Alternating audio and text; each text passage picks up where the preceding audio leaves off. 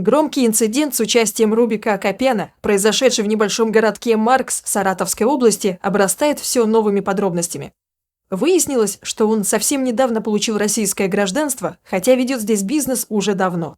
Кроме этого, общественность возмутил другой инцидент, где группа молодых интернациональных граждан проводит занятия по физической подготовке с русскими подростками, а также занимается оттачиванием приемов ММА.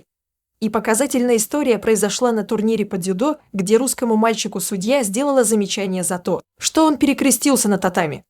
Обо всем этом мы и расскажем в этом выпуске. В Саратовской области произошел инцидент, всколыхнувший всю страну своей бессмысленностью. Под Марксом 35-летний Рубик Акопян, уроженец Армении, лишил жизни 30-летнего Михаила Кутузова и ранил его пассажира Алексея Соколовского после, казалось бы, обычной дорожной ситуации. Причиной трагедии стал обгон, совершенный водителем автомобиля АК на встречной полосе.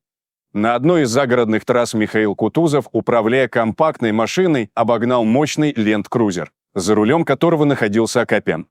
Этот, как будто рядовой маневр на дороге, стал причиной для всплеска агрессии. Акопян, вероятно, восприняв обгон как личное оскорбление, сначала он начал преследовать машину Михаила, а затем открыл огонь прямо из окна своего внедорожника, находившийся за рулем автомеханик Михаил Кутузов и его товарищ Алексей Соколовский. В тот день поздравляли своих мам с праздником и развозили букеты на старенькой Оке. Соколовский сейчас борется за жизнь в реанимации. Саратовская полиция оперативно отреагировала на ориентировку, тем более, что номер машины преступника успел нацарапать погибший Кутузов. Номер оказался из Московской области. В тот же день подозреваемого Рубика Акопяна задержали в квартире старой пятиэтажки спецназовцы. Возможно, это было не его основное жилье, а место, где он пытался скрыться. Задержание попало на видео. На кадрах видно, как несколько женщин попытались помешать его аресту, вероятно, его семье. Следственный комитет региона сразу возбудил уголовное дело. Подозреваемому предъявлены обвинения в убийстве, покушении на убийство и незаконном обороте оружия.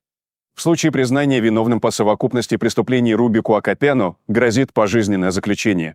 Общественность возмутила не только само происшествие, но и его обстоятельства.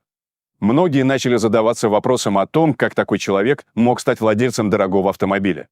Журналистам удалось выяснить, что Рубик Акопян уже попадал в поле зрения правоохранительных органов. Однако его нарушения не считались серьезными. Уроженец Армении долгое время жил в подмосковных Люберцах. Здесь у него была компания, занимающаяся строительством и ремонтом «Рубстрой». Генеральным директором числился человек с русской фамилией. Интересная деталь: Акопян ранее уже был наказан за нарушение правил пребывания иностранцев в России.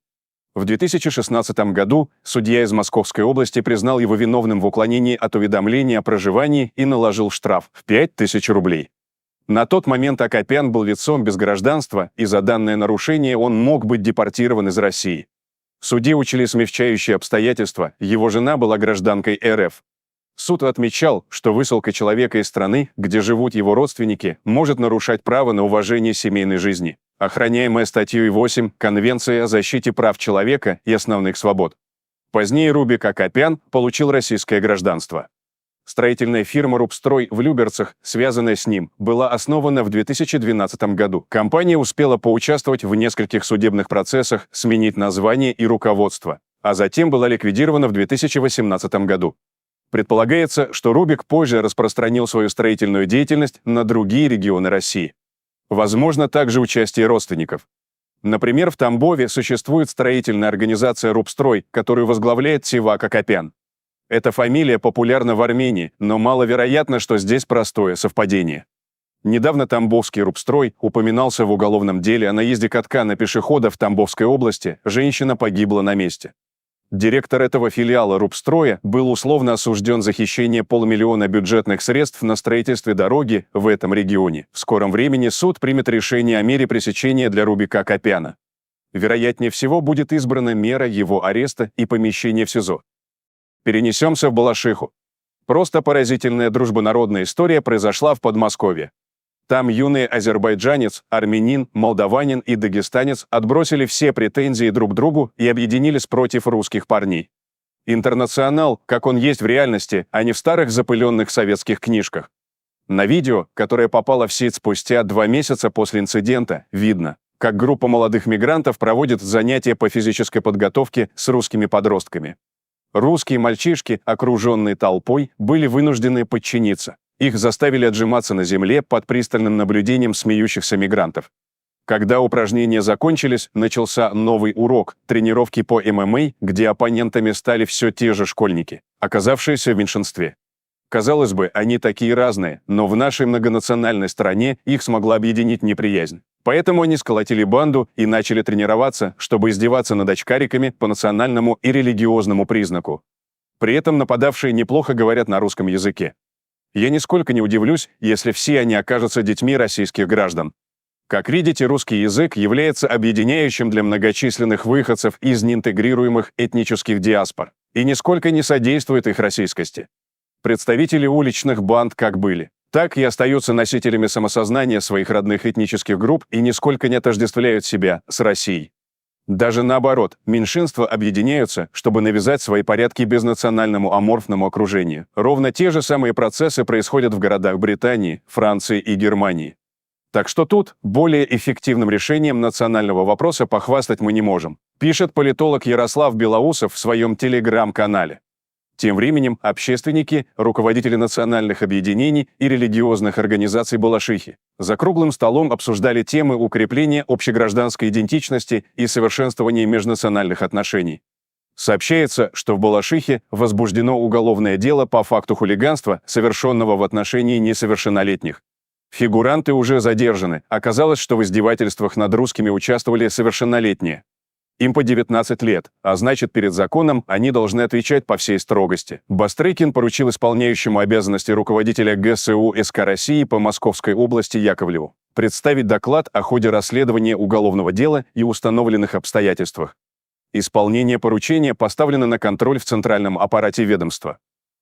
И вот еще показательный случай. Недавний турнир по дзюдо в школе самбо Строгина оказался не таким уж и обычным. Молодые спортсмены демонстрировали свое мастерство, а родители тихо переживали на трибунах.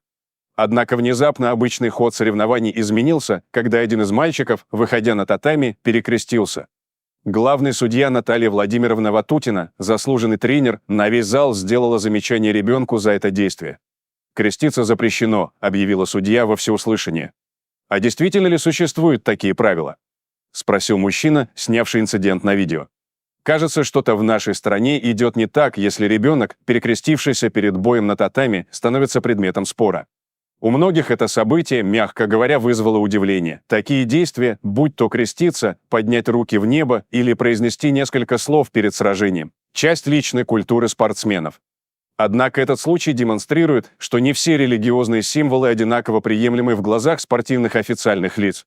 Почему мы часто слышим «Иншаллах» и «Аллаху Акбар», но как только ребенок перекрестился, это вызывает проблемы? Возмущались зрители.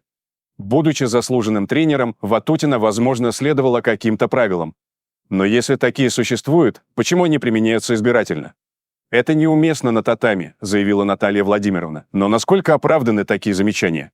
Почему, когда кто-то выкрикивает «Иншаллах», это считается нормой, а перекрещивание внезапно становится нарушением? Нет ли здесь дискриминации по религиозному признаку? Что думаете насчет всего этого, уважаемые зрители? Делитесь своими мыслями в комментариях и не забудьте подписаться на наш канал, если вы этого все еще не сделали. Всем добра, всем пока!